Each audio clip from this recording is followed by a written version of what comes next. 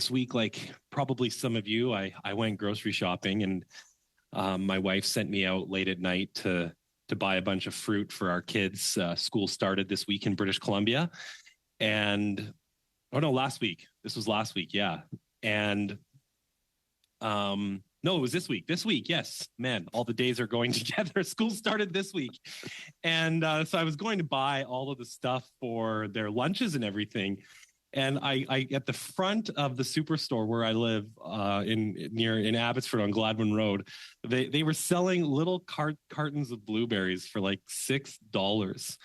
And you know, if anyone knows where I come from, we're the blueberry capital of Canada. We literally produce more blueberries, process more blueberries than anywhere else, practically in North America. Yet for literally a handful of blueberries, where the grocery stores are charging $6. Now, that does not relate to the motion at hand, but it does relate to the cost of living crisis that Canadians are facing. And speaking to a number of people at local food banks over the Christmas break with constituents and some of those coffee chats that my colleague Michelle mentioned, it's very clear that Canadians are struggling. For some kids that go to my son's school, Centennial Elementary in Abbotsford, they rely on the food bank for lunch every week. So if Rogers decides to increase a parent's bill by $9 or $10 a month, it doesn't seem like much, but these parents are already living, they're already spending more than they're making every month just to support their kids. That's very common these days. So yeah, $9 or $10 for a family struggling to get by does make a difference.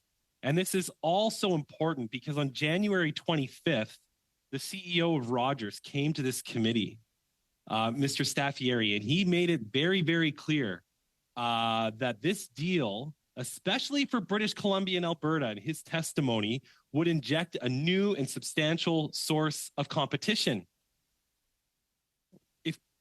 Competition usually means to me that we're going to see some type of price decrease because there's going to be more players in the market.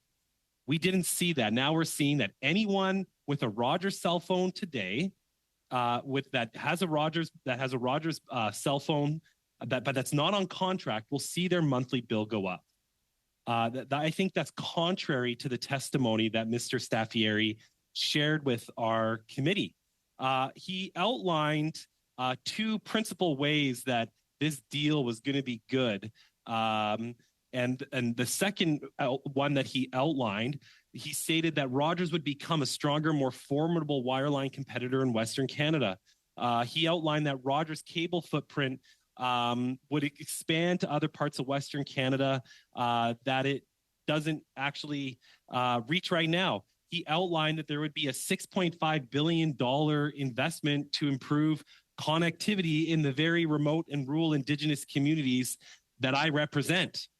So if his first major action since this deal was approved is to increase prices, I've lost a lot of faith in what Rogers is actually telling consumers, what they're telling us as parliamentarians, and what they're telling Canadians about their role in addressing the affordability crisis that all of us know is impacting the people we represent.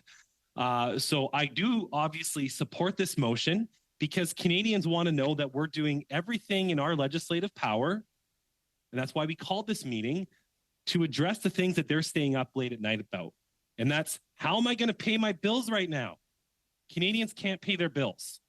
And we got to fight for Canadians so we can hold this meeting and we can hold Rogers, Mr. Staffieri, to account about what he shared with us last year, especially as it relates to British Columbia and Alberta, where he said there would be more competition because of this deal.